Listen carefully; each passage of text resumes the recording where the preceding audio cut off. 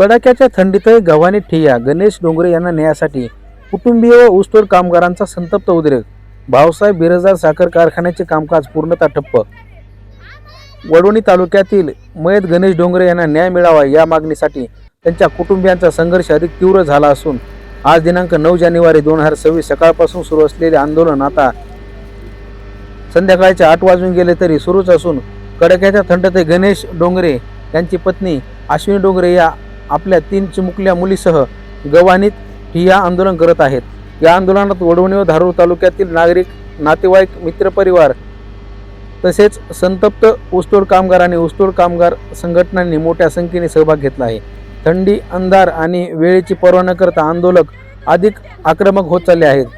या आंदोलनामुळे भाऊसाहेब बिराजदार साखर कारखाना सकाळपासून पूर्णतः बंद असून कारखाना परिसरात तणावपूर्ण आणि संतप्त वातावरण निर्माण झाले आहे. आंदोलनकर्त्यांनी स्पष्ट शब्दात सांगितले आहे की जोपर्यंत गणेश डोंगरे यांना न्याय मिळत नाही तोपर्यंत कारखान्यातून उठणार नाही. संध्याकाळ होताच आंदोलनस्थळी लोकांची संख्या वाढत असून प्रकरण तापत चालले आहे. परिस्थिती नियंत्रणात ठेवण्यासाठी प्रशासनाने तातडीने हस्तक्षेप करावा अशी मागणी होत आहे. मात्र उशिरापर्यंत कोणताही ठोस निर्णय न झाल्याने संताप आणखी वाढत चालला आहे. या घटनेमुळे परिसरात कायदा व सुव्यवस्थेचा प्रश्न निर्माण होण्याची शक्यता नाकारता येत नाही. प्रशासनाने पुढे काय भूमिका घेते याकडे संपूर्ण जिल्ह्याचे लक्ष लागले आहे. म्हणजे कारखान्याचे एजंट थोडक्यात म्हणा, त्यांचं नाव आहे बाबरी शेठ राजेभाऊ अण्णा मुंडे, अजितदादांचे दलाल.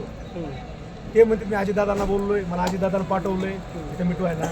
इथं आले, सर्वप्रथम त्यांनी जे डोंगरे वारले, गणेश डोंगरे यांच्या सासऱ्यात दाबदडप केली. तू कोण मध्ये बोलणार आहे इथं? दुसरी त्यांच्या सासऱ्यात दाबदडप केली, तुझा काय संबंध मध्ये बोलायचा? तिसरी मला केली, तू कोण मध्ये बोलणार? मी संघटनेचा पदाधिकारी, माझी ती मुलगी पुतणी आहे आणि म्हणतोय नाही, खरोखर नात्यात माझी पुतणी, माझ्या सख्या चुलत भावाची मुलगी. असं करून त्यांनी नाही ना हमला केला. तुम्ही ऑफिसला चालणार मिटत नाही, ऑफिसला चालणार मिटत नाही. अधिकारी काही बोलून लावले, आणायला लावले. आम्हाला नाही राहताना बळजोड हे करून तिथे ऑफिसला नेलं. ऑफिसला नेल्यानंतर ते परस्पर आमच्या मला 8 लाख रुपये घ्या, हां मिटवून टाका. जो कारखाना 10 लाख रुपये द्यायला तयार आहे, तुम्ही 8 लाखावर का मिटवायचं म्हणतात? हे माझी विनंती. आणि नंतर 8 लाख रुपये घ्या, मी तुम्हाला कारखान्याचे लेटर पॅड लिहून देतो. तुम्ही मीडिया म्हणून मला एक सांगा, आमचा चौथा स्तंभ आहे की लेटर पॅडवर लिहून दिलेले पैसे बँकेत मिळतात का?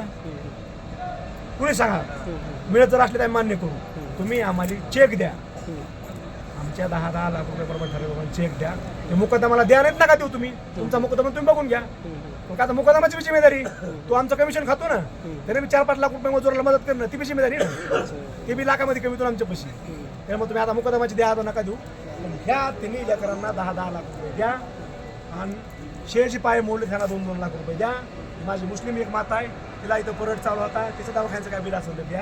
आणि बाकी सर्व जमलेल्या मजुराचा, तिथल्या ड्रायव्हरचा, मुकदमाचा, इन्शुरन्स आता एवढ्या उशिरा फाडणार नाही. उद्या इन्शुरन्स यांचा फाडलाच पाहिजे. कुठल्या हालतीमध्ये विमा उतरणं तुमचं कायद्याने बंधन करायला उतरला पाहिजे.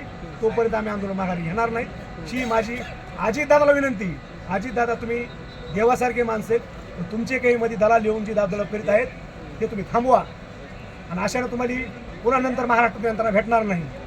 अशा जर प्रत्येक ठिकाणी माणसं आणून ते हात मोडल्या जायचा, बैल मेल्या जायचा, यांचे काय माझे काय वर बसले. आज त्याला महिना झाला हात मोडून, त्यांचा बैल मिळाला 1 महिना झाला. त्यांना मदत करा. आणि अजितदादांसाठी त्यांना अजून माहीत नाही बरं का. माझ्या माहिती म्हणजे मला कळत त्याच्यानंतर त्यांच्या पियाला मी बोललो, मी मध्यस्थी का माणसं मला फोन लावून दिला. अजितदादाला हे प्रकरण माहीत बी नाही का. ते मध्यस्थी माणसं त्यांच्यापर्यंत पोहोचणार. त्यांचा जे कार्यकर्ता त्याला मोठेपणा घ्यायचा की दादा म्या हे प्रकरण म्या मिटविलं. तुम्ही आम्हाला 10 लाख द्या ना, तुमच्यापाशी कोट्यवधी रुपये हां, तुम्ही 10 लाख रुपये द्या ना. त्या 3 लाखाच्या नावाने एफडी करा, आम्ही तुमच्या पाया पडू आणि तुमचे वडवणी चौकामध्ये पाय धुवून तुमच्या पायाचं पाणी पिऊ आणि आम्ही तुमच्या आयुष्यावर उपकार मानू. माझ्या अजितदादाला कळकळी विनंती, दादा तुमचा आमचा यावर आहे, तुमची 25 कारखान्याचे मालक आहे, तुमचं आमचं नातं माय लेकराचं नातं आहे. तुम्ही जर ही कुठं बातमी लांबून कुठं ऐकली, तुम्ही तात्काळ ह्याच्याकडे लक्ष द्या आणि झोपल्या लेकराकडे बघा. लेकर तो उपाशी ह्यांच्याकडे बघून तात्काळ ह्यांना त्या 3 लेकराच्या नावानं 10 लाख रुपये चेक द्या. सगळ्याच्या नावानं करा. भेटू आम्ही आता तुमच्या पाया पुणे सगळ्या अधिकाऱ्याच्या पाया वापस जातो.